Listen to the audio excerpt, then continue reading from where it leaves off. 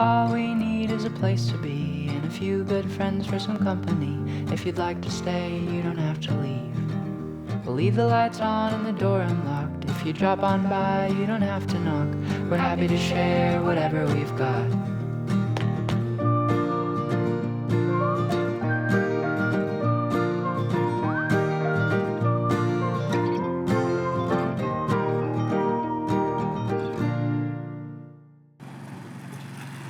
嗰日起得特別早，6點鐘約咗俊謀喺巴沙嘅大取景。過後，我哋就行咗去舊街區嘅茶室享用早餐。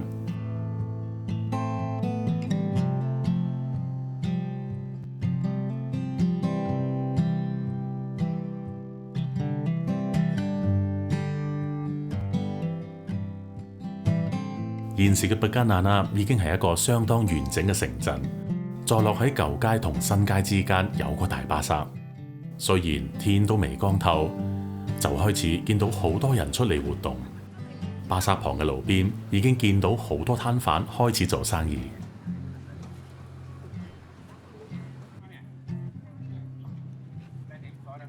呢度有賣食物、報紙、肉類、農作物等等。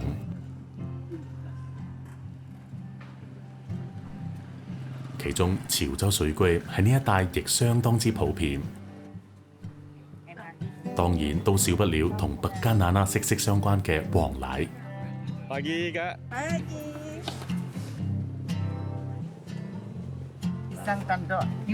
New 椒椒。呢度嘅小食、茶果等都係一啲好受粵媞族歡迎嘅食物。通常粵媞族都會喺呢度食個早餐。然之後再打包啲小食過去新加坡，我哋亦都趁呢個機會同佢哋傾咗幾句，去了解下佢哋嘅生活。破啊！煎豬葉 ，OK。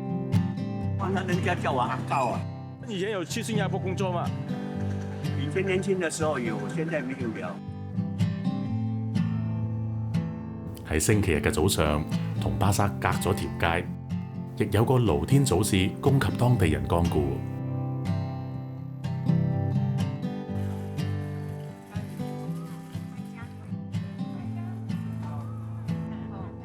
呢度嘅貨品種類繁多，應有盡有。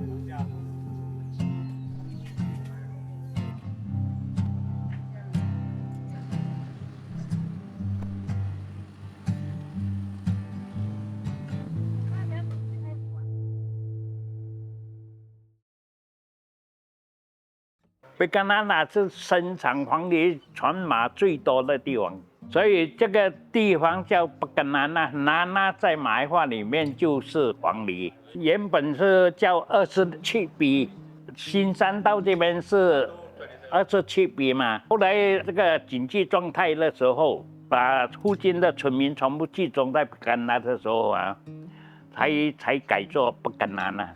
我是土生土长的北干那人。我很喜欢北干那，是因为这里很干蹦啊。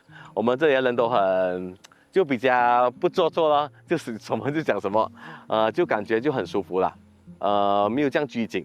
所以我就觉得也很适合一些小孩的成长啊，也适合一些老人的那个退休活动。这几年我也发现到，在我们的市区的新山市区啊，很多人都搬来我们北干那住了，因为感觉就很舒服了。这里的人情味比较重，而且重点我们这里的食物也比其他地方来的便宜。2024年的时候，我们理事会决定成立一个历史走廊，让北干年轻一代跟外地的游客知道我们北干历史的由来。因为我们的历史要我们自己去传承，所以我们有北干的历史，有历史的简报，北干的学校的由来，北干的游神的由来，包括我们庙的故事。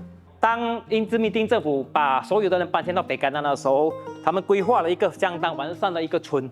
第一期就是一般上是以沙洼路那边搬迁过来的广西人为主，那边有天后宫。第二期呢就是北干那那消防局那一带，那一带有学校啊，那边都是无业公庙啦。第三期呢就是一民一校跟国小那一带，就是西洋北工村跟人迁入的。第四期呢比较最大的第四期，第四期有很多个地方搬来，包括河南港的河南大伯宫、31里路跟29里，那所有27里、28里路四面合成的一间圣德庙，所以北干那有6间大庙。OK， 这个是第一区，这边是第二区，这边第三区，这边第四区。第一区一般上是沙洼路，一般上是广西人多。第一区 ，OK。第二期呢，第三期都是客家人多，第四期就是闽南人多，大期一般上都是福建人跟那个潮州人。现在目前北干那那周围已经有50多间那个花园了，马来甘榜也是很多啊，在外面。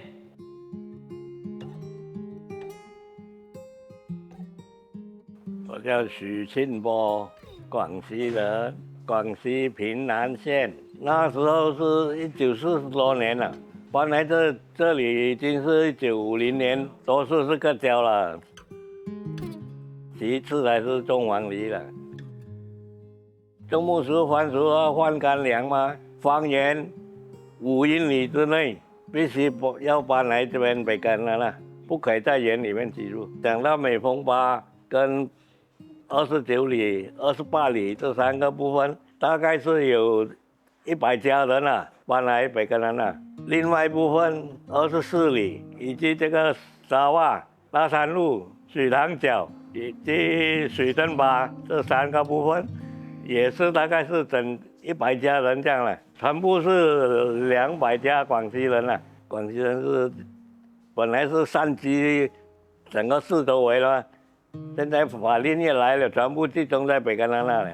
我是福建诏安。我们的印象中这边北干那那是一个很好的地方了，因为那时候我们北干那那人口比较集中了要找工作比较容易了，每个过的生活比较好一点了。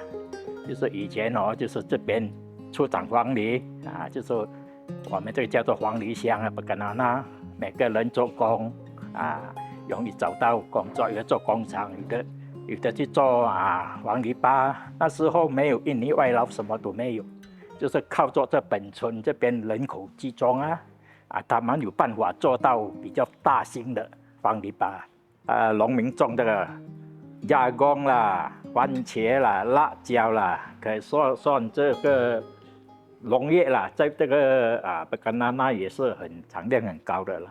养猪业、养鸡业最多的啦，就是在北干那那啦。最后来我们北干那那这边就发展这个工厂了，有一个西马诺的工厂黄梨厂没有了，倒掉了，就来到这个西马诺工厂。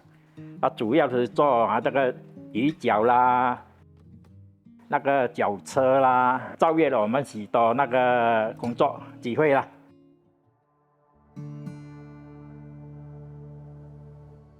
那时候是大概大概是42年这样了。日本来到沙河吧，不分青红皂白就对了，全部叫年轻的务农的话，一定有锄头了，每个拿一把锄头自己挖洞，挖好了，枪杆子止住，全部叫你们跳下去，全部下去，叫他跳下去的时候就开枪扫射，全部扫了完。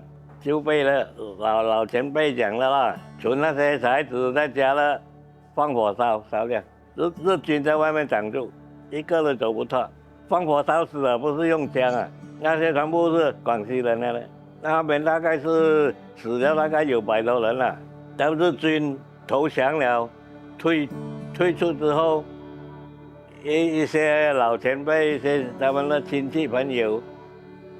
去挖他的骨骸挖装起来，拿去21里集体土葬因为都乱了烧掉了，认不出谁来的了。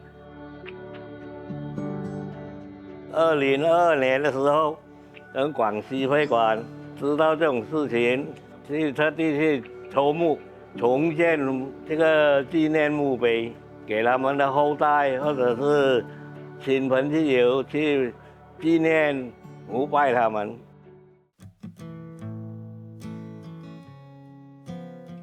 北干那那黄梨厂的成立，是因为北干那那我们这边的居民，大多数人是种植黄梨，因为我们这边的土地的性质是碳质土，适合种植黄梨，而且成长也比较快。南屿黄梨厂南马原来有8000多一季，新邦宁澳那边也是几千一季，这个南化种植园地也是1000多一季，因为当时北干那是没有这个黄梨厂的设立。这个黄梨厂正式生产是在1962年，如果是我们没有记错的话了。这个成立对于小园主是一个很大的一个帮助。一天的产量，那时候箩底没有这样大，都是6吨的箩底，算是很大了。一天100多箩底的黄梨，那时候有2间厂，一间在北干，一间在笨珍比亚币，叫做国家第2黄梨厂。在1970多年的时候，马来西亚的黄梨销量是占世界第2位。那时候2间厂最高潮的工人差不多1200多个。我是做人事跟行政部，所以2间厂我必须兼顾。罐头黄梨它有几种8安士、12安士、16安士、20安士、28安士跟105安士，不是单单黄梨而已，也是有做黄梨水。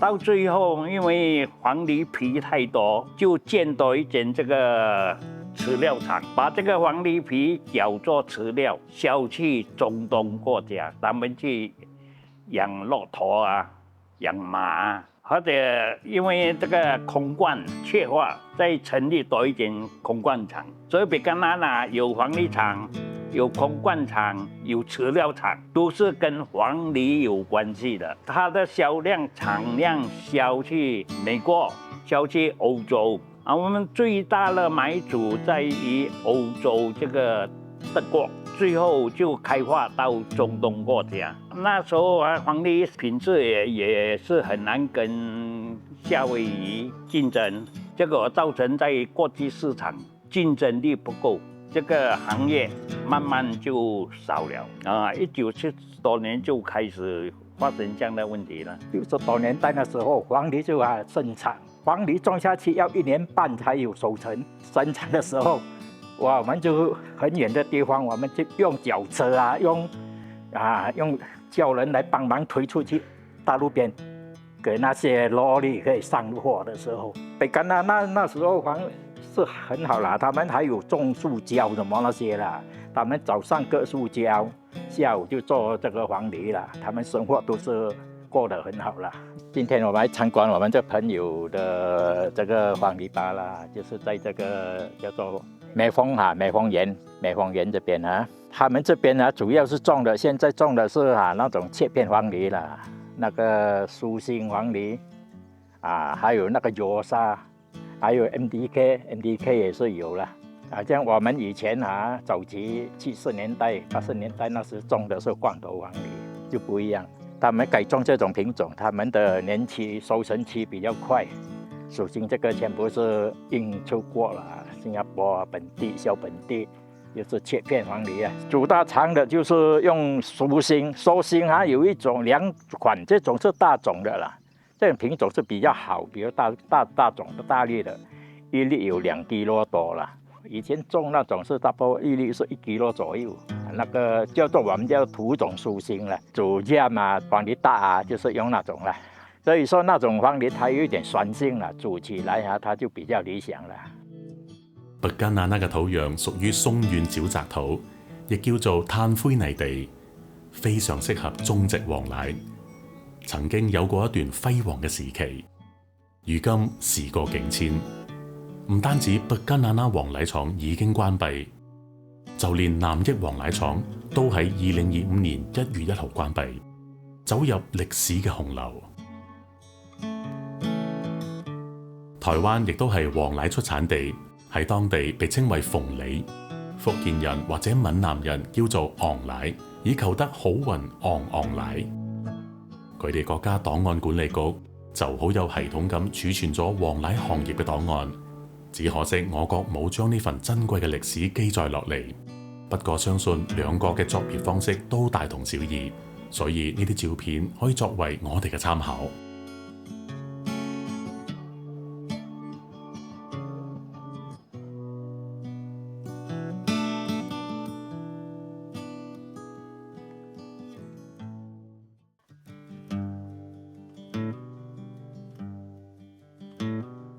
喺呢度有一間遠近馳名、本地人由細食到大嘅叻沙店，同時佢亦有售賣自製黃梨水。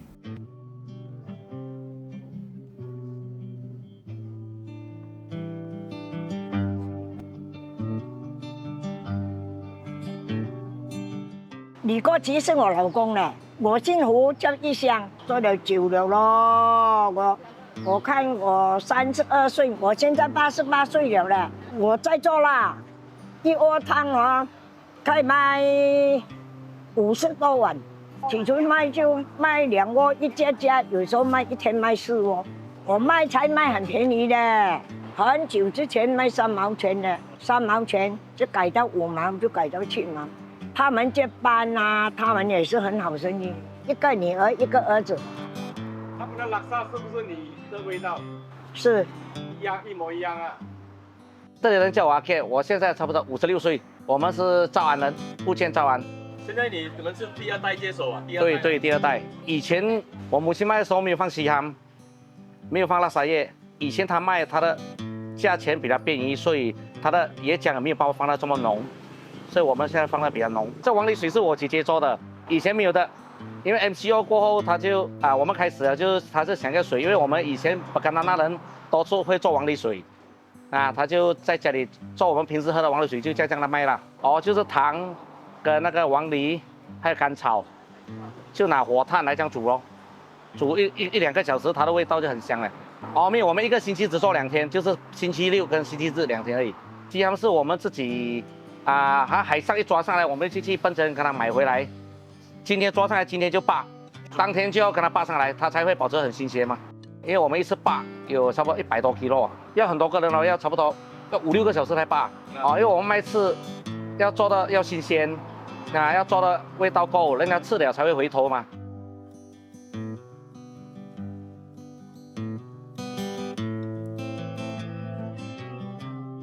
弄個咩弄你就碗大膠啦，你睇你適當機會啦，用話講嚟啦，都會嘅都嗰邊樣啦，應該要。辣嘅42都要啦，阿公可以凍會啦，因為阿公多了，六表弄廣多就講阿爸多咯，阿爸多了，咁弄足少多咯，咁講弄中會多啦，應該要42了啦，因為冇咩邊多落嚟用公會啊，你多加冇點咪啦，就拼命啦，有時42個原來個人係難叫一路就凍會上顧嘅嗰邊人啦。他們做台灣嗎？沒有冇啦。打嘅係南都都嗰啲人嚟，想顧住東會啦，嗰條命算啦，一個人都公運還能保來啊，不是做船員呢，就是跟紅毛人做廚師咯，所以就很多都味道，這市場很多是海南風俗啊，什麼都是海南人的嘛，所以就出來了就自己開咖啡店咯，賣螺絲啊，做雞啊那些賣了啦。笨珍開生會啊，我是總務啦，據我所知道啊，我笨珍呢。差不多7件是海南的啦。訪問之後，老闆就帶我哋行咗去茶室後面，參觀一間歷史悠久嘅理髮店。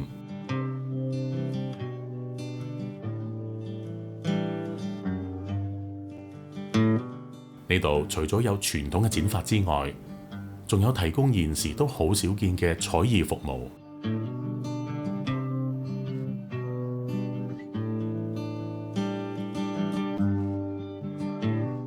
當晚我哋就去咗位於 Jalan Utama 5嘅為食街食晚餐。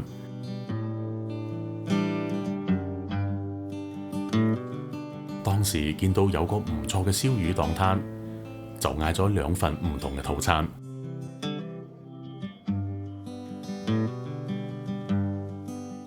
估唔到原來佢哋都係一家人經營，而且爸爸媽媽仲好鬼後生添。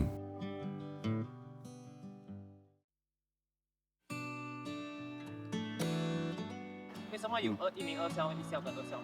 在一名一校是在1952年就成立了，那么到1964年的时候，因为学生那时候相当的多，所以一校没有办法容纳。我们的前任董事长他的发起下呢，我们在成立了一个2校。当时在1、2校是上下午班轮制的来上课，在当时的我们的学生的人数是相当的多。1校我们大概有1050个，那么2校当时也有整600多位学生。在目前，因为我们的人口的生育率越来越少，我们的华人，所以我们现在目前1校将近大概是有580位，那么2校只有480位左右。最高峰的时候，1968到1984年代，所有的学生都是我们北干那那的居民。在1980年到90年代的时候呢，乌鲁潮有很多的学生跑来我们的北干那那。我们的一名学校建校是有个特别的历史因为我们是在附近的学校所搬迁过来的。我们有南马学校，有那个南强学校，那么才搬到了一个中华学校。前期的学校校名是中华学校。1952年的时候呢，因某种原因所以它不能够用中华。那时候是英殖民地了，所以我们的学校它就要我们更换校名，那么我们就改为一名学校。我们这边在目前很多的我们的友驻我们的马来学生都相当的多来读我们的华校。除了我们的马来学生之外，我们还有印度学生。我们最近还有一些是沙巴的学生沙巴的应该是那边的原住民他们有过来这边，那个是很少了，有几位罢了。我们重建是在1986年就重建了。第一座的是我后面这个30个课室的3层楼。那么到1990年，我们就建了这个大礼堂。在1994年，我们就完成了这个大礼堂。那么在过后呢，我们在前面这一座的24个课室的3层楼的也完成了。我们是在笨珍县北干那那这个一名学校是最大的一个华小，我们一共有66个课室，我们1、2校共同在一起的上课，没有分上下午班1、2校由我们董事会去操作，所有的一切的应急设施呢都是由我们董事部来完成。我们的华人都相当的支持我们的学校了，所以每一次的我们的筹款都能够达到我们的目标。我们是全津贴的学校，本来学校应该是政府来承办的，政府一向来都是我们的华校都靠我们自己了。所有的一些建筑维修都是教育局来承担不过当然有时都要靠我们自己了。很多的维修都是我们自己出钱出力。在这边再补充一下，我们的一名学校在一名2校，我们有一个特殊教育班，就是一些孩子他们的学习能力不好的，我们都有招收了。目前我们大概有12位学生，所以父母亲没有办法照顾的，他们都来我们的一名2校。这个是在全笨珍县只有我们的华小有1间罢了。有一个这样的一个特殊教育班，我们这个老师他们有受过特别的训练，由教育局来委派的，是他们都要一些特别的课程给这些特殊的孩子。玉文華小有個非常巴閉嘅成就，佢竟然有個得獎無數嘅管弦樂隊，而且訓練室仲係全室隔音，設備齊全。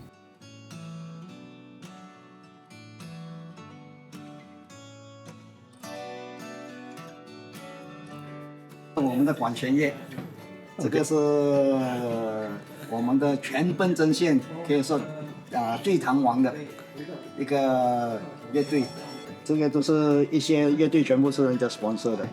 因为我们找到几个赞助商都相当的踊跃的支持我们，所以我们的这个空间给学生们的一个他们发挥的地方咯。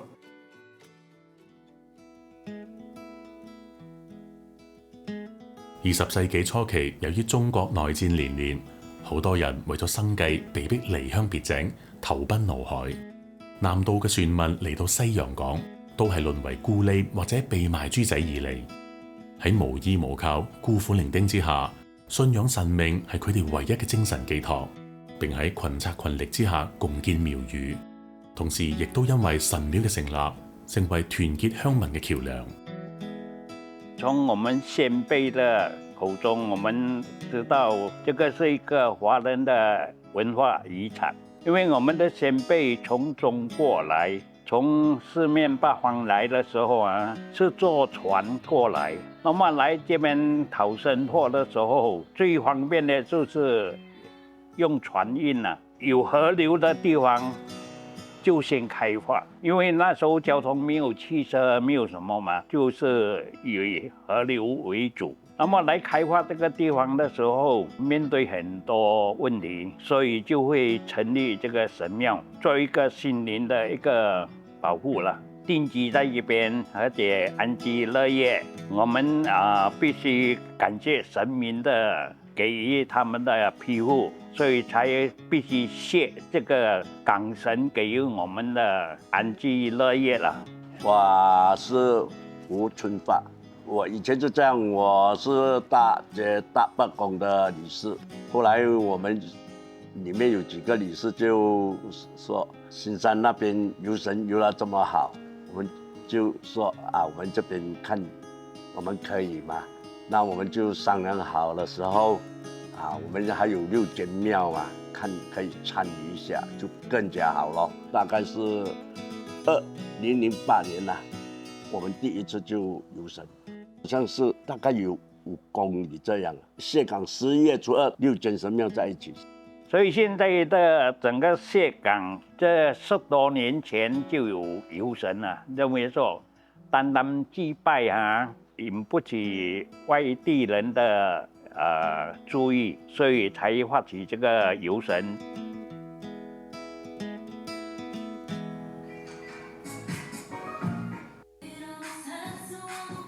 神廟雖然係一個莊嚴嘅地方，但係神廟班理事們都好開明嘅租借場地俾一啲居民用嚟做健康嘅活動，為神廟注入另一番活力。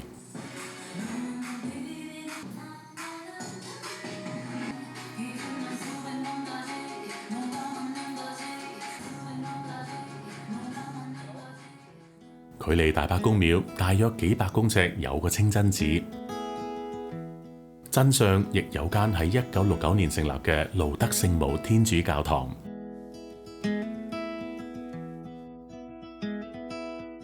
同一條路上，亦有一間喺1951年成立嘅基督教聖道堂。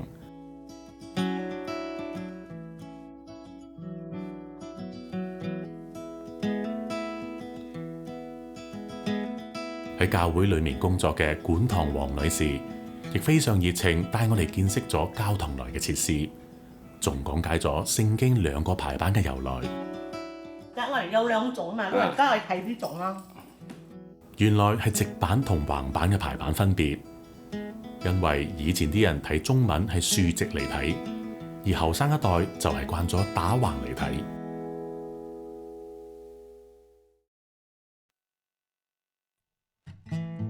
由於北干那那係位於普萊河嘅盡頭，靠近一片紅樹林，所以呢度嘅水土係非常適合攞嚟養殖白蝦同老虎蝦。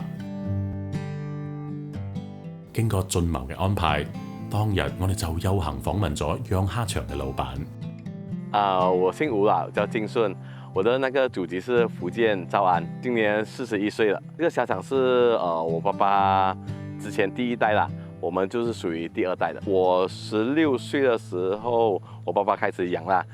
我接手的時候是在2016年，我跟我弟弟接手。我負責是外面的巴沙咯。這個蝦場就是我弟弟在負責的。家族的經營者呢，現在是只有我跟我弟弟在經營啦。之後我妹妹是在我們 office 幫忙做一些那種 account 的東西跟 admin 的東西，還有我堂弟就會幫我們做一些在農場的一些運作方面的東西咯。我們整個範圍有一個13個這個蝦池，我們主要是養白蝦跟那個虎蝦。白蝦就是我們在那個每次在火鍋店吃的啊，那種是就是白蝦咯，很像比如說那種market MSK 賣的那種白蝦。後來虎蝦就是也是在市場上也是能買到的，就是那種比較黑一點那個就是虎蝦。就這兩種蝦是比較適合做那個養殖的。養魚呢，就是可能我們一年呢只是養一次，因為為什麼要養這個魚呢？因為我們養了這個蝦過後，5個月過後我們抓完這個蝦，這個池就會比較骯髒嘛。後來之後我們要洗了這個池，再給它乾淨了過後，我們再重新的進蝦苗。但是呢，有時候呢，我們養了2次過後，可能類似在1年過後，這個蝦的那個糞便還在這個池裡面，但是我們洗不乾淨，所以我們就要把這個魚養一些魚在裡面呢，給它吃到裡面那些藻類啊，那些骯髒啊，就屬於清潔這個池啦。所以這樣子我們接下來放好這個苗過後，養的蝦才會比較好，比較耐久這樣子。明蝦我們不能，因為它是屬於那個海的嘛，那明蝦那個種類不一樣。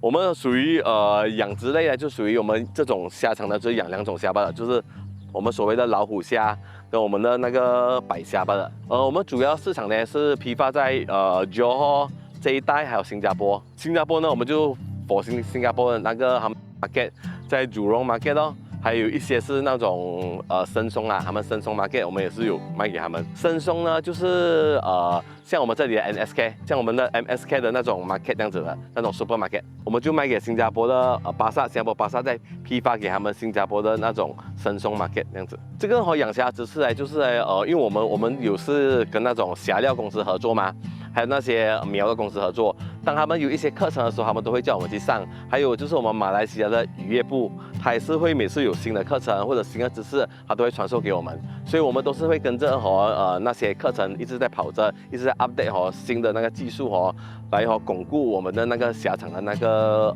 養殖的那個技術方面的那個運作。如果在我們Pekan大約啦有2到3家是像我們這樣子規模的這個養蝦場，不算主要啦，主要還是在上面那一帶。霹靂太平那一帶啦。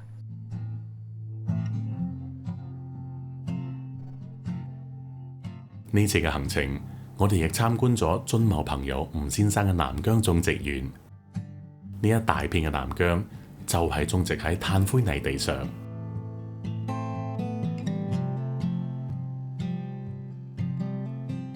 南疆樹嘅高度通常都有成人咁高。呢啲比較矮細嘅就係黃姜樹。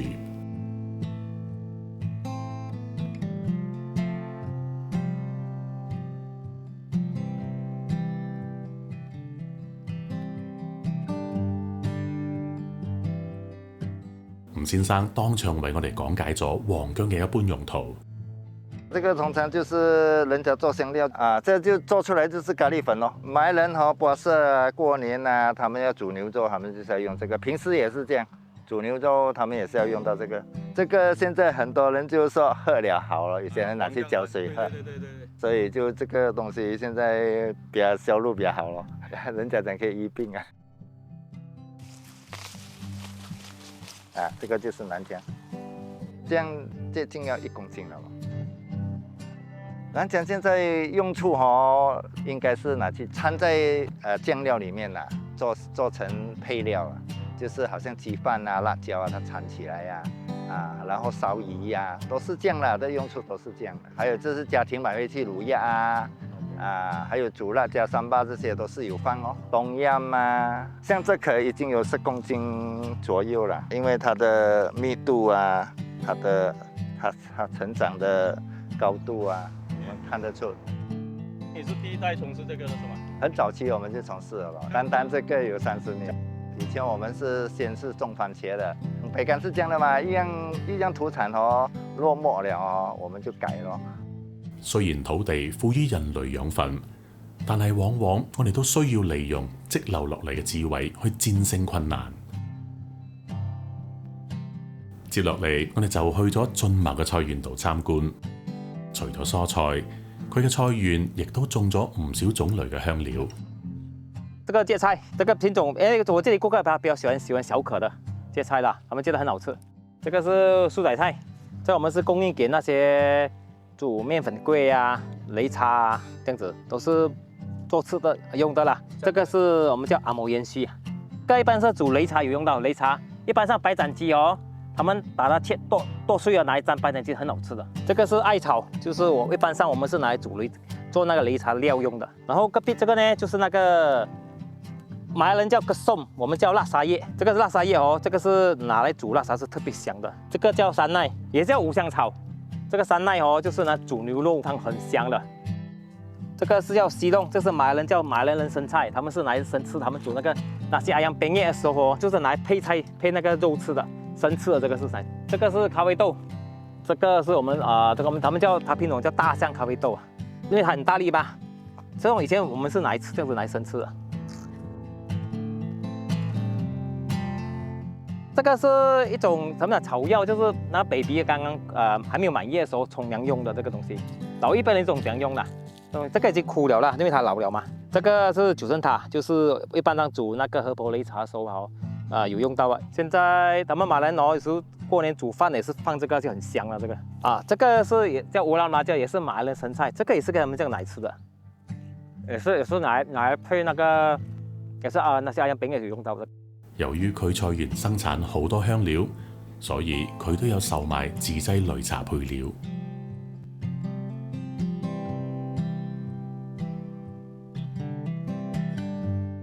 呢一片以前好大幅嘅橡膠園，如今只留低一小部分，目的係為咗當有學生團或者旅遊團嚟參觀時，韋先生就會義不容辭嘅親自示範同講解，希望可以讓更多人了解過往橡膠對社會嘅貢獻，實在精神可嘉。每個地方都有佢自己嘅故事，每次嘅出行都令我哋增加咗唔少嘅知識。冇乜嘢係可以永遠保持不變。曾經風光嘅事業亦會被淘汰或者需要轉型，但我哋相信人類嘅智慧能夠克服轉變，同埋去面對一切未知嘅將來。如果想支持我哋，只需要按 Thanks 謝謝按鍵，之後選擇你想資助嘅金額，寫低留言，再按 Buy and Send， 咁就 OK 啦。多謝你嘅支持。如果喜歡以上內容，記得 subscribe、like 同埋 share 出去。多謝觀賞。